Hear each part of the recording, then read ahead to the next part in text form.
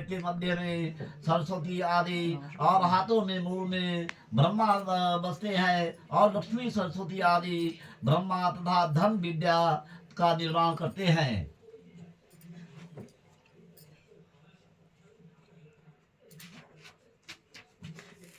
जुगाड़ क्यों भाई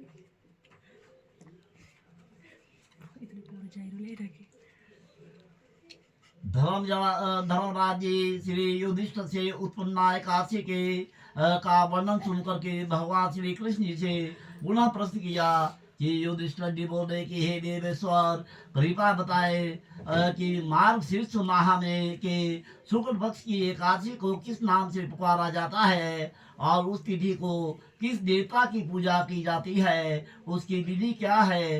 हे भगवान आप तो सबके सुख को देने वाले हैं, कृपया करके आप मेरे प्रश्नों का विस्तार पूर्वक उत्तर प्रदान करें। भक्तवत्सल कृपा करके भगवान श्री कृष्ण जी बोले कि आप मेरे कि हे धर्मराज तुमने उत्तम प्रश्न पूछा है और उसके ऊपर को उत्तर को सुनने से तुम्हारा भी यश संसार में फैलेगा।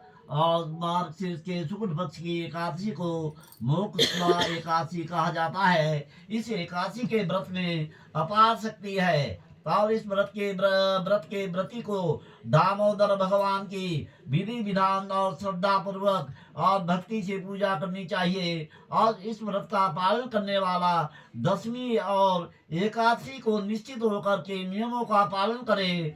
और भगवान श्री कृष्ण कहते हैं कि हे धर्मराज युधिष्ठिर मोक्षदा एकादशी के दिन प्रभाव के नरक में पड़े हुए परिजन भी स्वर्ग के अधिकारी हो जाते हैं। अगर व्रती विधि पूर्वक मोक्षदा एकादशी का व्रत करे और पुण्य दान करे तो पितर तर जाते हैं। श्री सूत जी बोले कि हे ऋषियों भगवान श्री कृष्ण भगवान ने युधिष्ठिर से कहा कि सुंदर नगर चंपक में बैखानम नामक का एक राजा था, राज्य करता था। वह राजा अपनी प्रजा का पुत्रवत पालन करता था। एक रात्रि राजा ने स्वप्न में अपने पितरों को नरक की यातना को भोगते हुए देखा।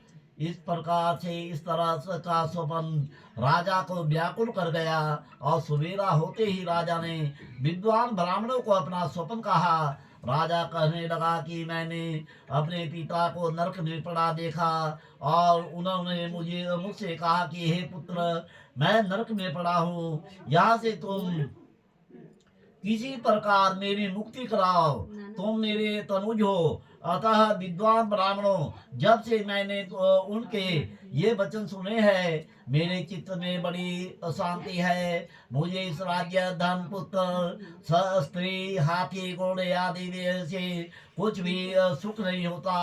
अपने पिता की यह दशा सुन करके मैं कैसे सुधार सकता हूँ। अतः अब मैं क्या करूँ, कहाँ जाऊँ। इस दुख के कारण मेरा सारा शरीर आरोग्य होता जा रहा है। हे ब्रह्म ज्ञानी विद्वानों कृपा करके कोई तप दान व्रत आदि बताइए जिससे मेरे पिता की मुक्ति हो जाए। शास्त्र का कथन है कि उस पुत्र का जीवन व्यर्थ है जो अपने माता पिता की सब प्रकार सेवा ना कर सके। ऐसा एक ही पुत्र जो अपने माता पिता तथा पूर्वजों के काम आता है अनेक पुत्रों से श्रेष्ठ है। और जैसे चंद्रमा प्रकाश करता है परंतु हजार तारे रोशनी नहीं कर पाते। राजा के वचन सुनकर विद्वान ब्राह्मण कहने लगे कि हे राजन समीपी पर्वत ऋषि का आश्रम है, वे त्रिकालदर्शी है, आपकी समस्या का वे भली भांति समाधान कर सकते हैं। राजा तत्काल ही मुनि के आश्रम में गया। उस आश्रम में अनेक प्रकार के योगी मुनि तपस्या कर रहे थे। वहां राजा ने साक्षात ब्रह्मा